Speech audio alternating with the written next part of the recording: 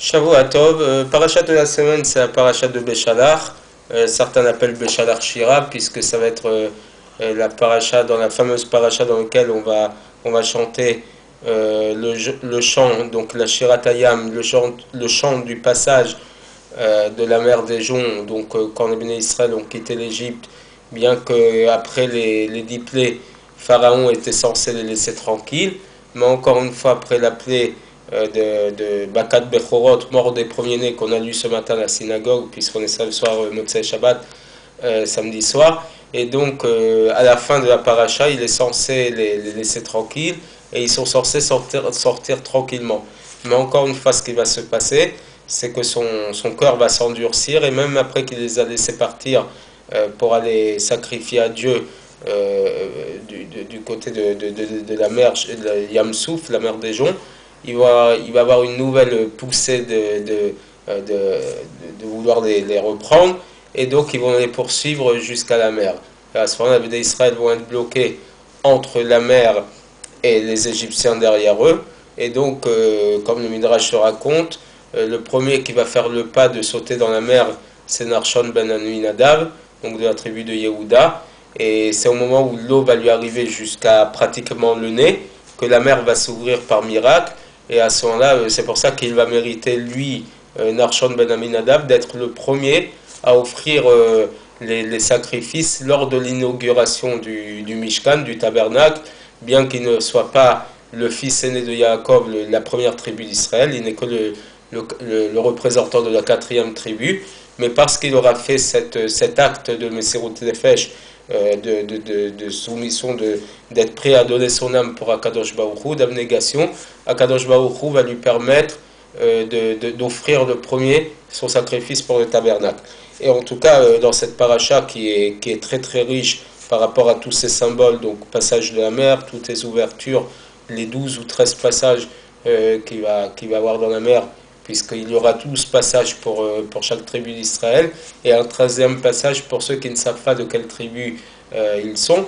Donc même les femmes ont chanté de leur côté en accompagnant Myriam, donc sœur de Moshe et Aaron, donc ils vont l'accompagner avec Tupim Cholot, des tambourins et des harpes, d'accord, les femmes vont chanter et on leur donne une force particulière par rapport à leur chant. Mais en tout cas, ce qui ressort, c'est cette Shirat Hayam, le chant de la mer, que l'on récite tous les jours à la synagogue, et dont la fameuse liturgie que tout le monde connaît, Aziachir Moshe. Et d'ailleurs, j'ai fait une petite parenthèse en disant que Aziachir Moshe, ça paraît être une mauvaise traduction par rapport au sens, puisque Aziachir Moshe veut dire, à ce moment-là, Moshe chantera. On aurait dû dire Az Shar Moshe. À ce moment-là, Moshe a chanté, d'accord, au passé. Or, on utilise un futur, et de là, le texte du Talmud nous dit Bikan litriyat aveti la Torah. D'ici, nous apprenons qu'il y a la résurrection des morts d'après la Torah, une allusion dans la Torah à la résurrection des morts, puisque ce même chant qu'a chanté Moshe en passant la mer, il la rechantera plus tard avec Mashiach. Donc, on a une allusion quelque part à la résurrection des morts. Mais j'aimerais m'arrêter un instant sur ce chant, et une des dernières phrases qui nous est racontée dans ce chant, c'est Migdash Adonai Konenu Yadecha. Donc le sanctuaire de Dieu, Dieu, tes mains ont préparé, donc tu nous l'as préparé, en finant en disant Adonai Imloch L'Olam Vaed, Dieu règnera éternellement. Et là, il y a plusieurs lignes qui symbolise le futur, donc l'entrée en terre d'Israël, notre installation sur cette terre. Et à la fin, on nous parle donc de ce Beth Amikdash, Machon le Shiftecha Palta Hashem, une préparation à ton assise, tu as produit Hashem, un sanctuaire que tes mains ont préparé. Mais là, le rappel du Beth Amikdash, du temple dans cette Shira, dans ce chant, nécessite une explication. Quel rapport y a-t-il entre les miracles de la sortie d'Égypte et le Beth Amikdash, le temple? Pour l'instant, tant que nous sortons d'Égypte, ok, c'est pour recevoir la Torah, mais quel lien y a-t-il entre ces miracles-là et le Beth Amikdash, le temple? Ça a l'air hors propos, et pourquoi donc faire un petit rappel, une allusion à ce temple, à la sortie d'Égypte? Le rappel de l'entrée en terre d'Israël est naturel. C'est normal d'en parler, même à la sortie d'Égypte, puisque ce n'est qu'une préparation, la sortie d'Égypte est une préparation à rentrer sur notre terre. Donc c'est tout à fait logique, c'est la condition sine qua non de la sortie d'Égypte, c'est qu'on ne vive pas dans le désert, c'est qu'on ne va pas rester, à part des 40 ans dans le désert, c'est qu'on finisse par s'installer sur notre terre. Donc c'est tout à fait normal de rappeler l'entrée en terre d'Israël dans cette Shira. Mais quel est le rapport avec le Beth Amikdash, avec le temple, dans ce chant-là?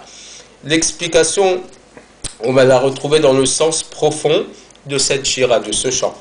De manière, tout simplement, le propos de la Shira, du chant, c'est de louer Akadosh Baruch Hu, Dieu, pour les miracles, les merveilles qu'il fait au peuple d'Israël. D'accord? Mais si on va plus profondément dans ce qu'il représente, ça représente le fait que dans les miracles de la sortie d'Égypte et l'ouverture de la mer, la royauté de Dieu s'est révélée au monde, ainsi que toute sa véritable domination sur tout le monde. D'ailleurs, quand est-ce que Pharaon va reconnaître l'unicité de Dieu, qu'il va dire lui-même Hachem Imloch L'Olam Vaed, Dieu régnera éternellement, au moment où tous les soldats vont se noyer dans la mer, le seul qui va rester encore vivant, c'est Pharaon, puisque la Mishnah nous dit qu'un Rav a vu un crâne, un visage qui restait au-dessus de la surface des eaux, et là nos textes nous disent que c'était Pharaon, et qu'il a dit à ce moment-là, Hachem Imloch L'Olam Vaed.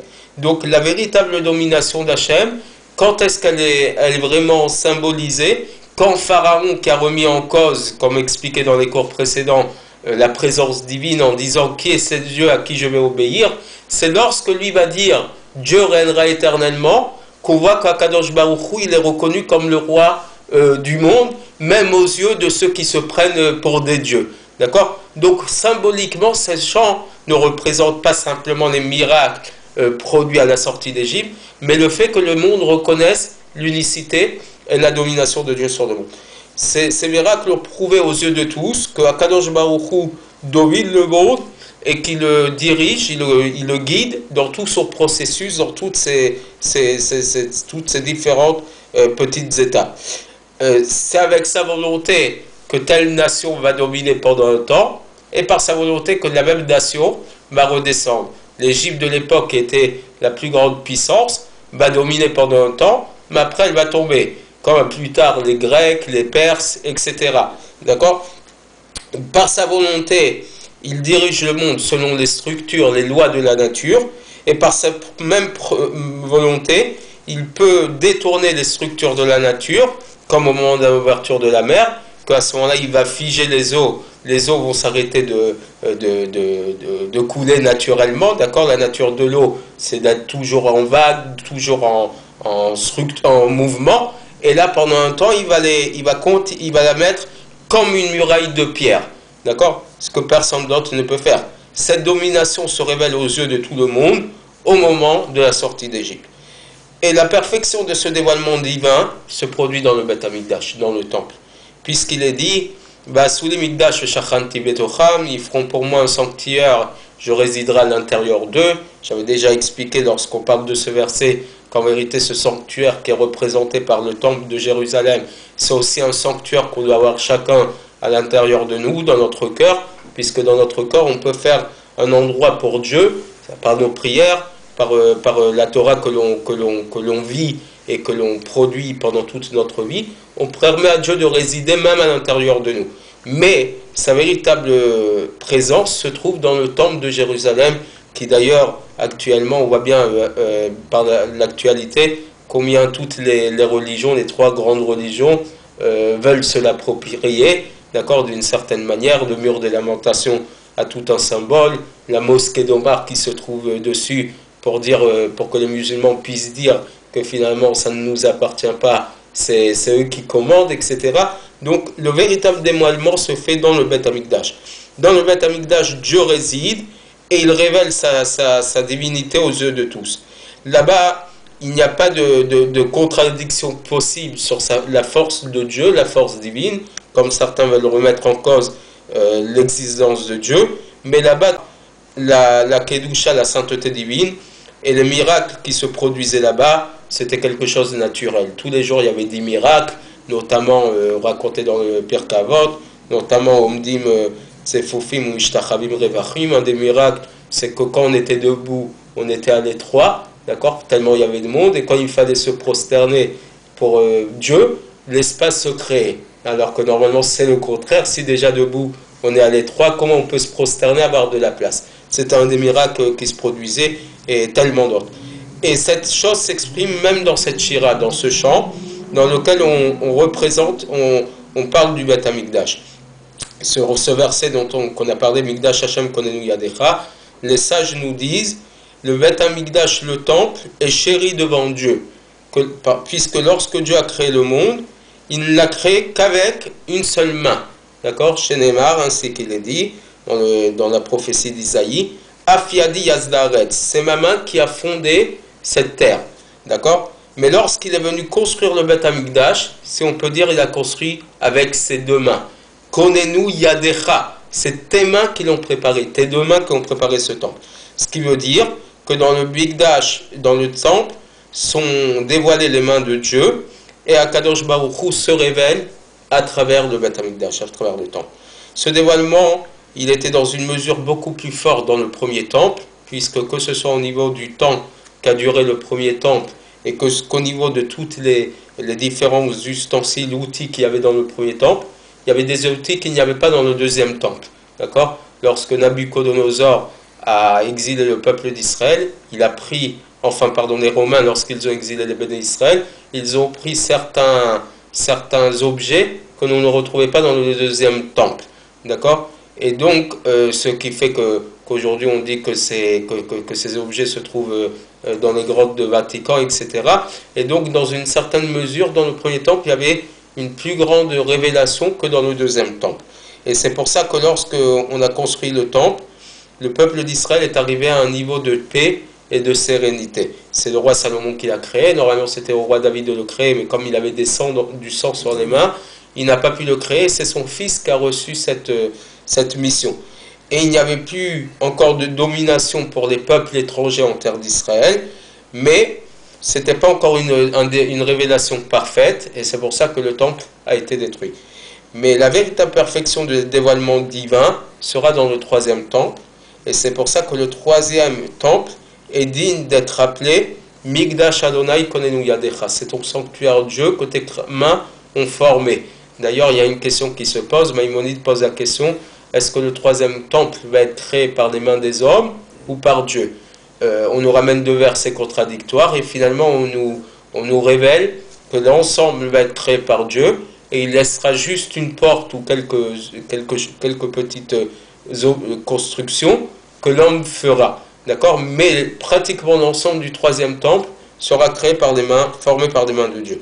Donc les Béné Israël, déjà au moment de leur sortie d'Égypte, ils ont pu chanter sur la troisième Géoula, la véritable délivrance, qui va bientôt venir, j'espère, et la construction du troisième Beth Amikdash, qui se construira très rapidement par Mashiach Tzidkenu.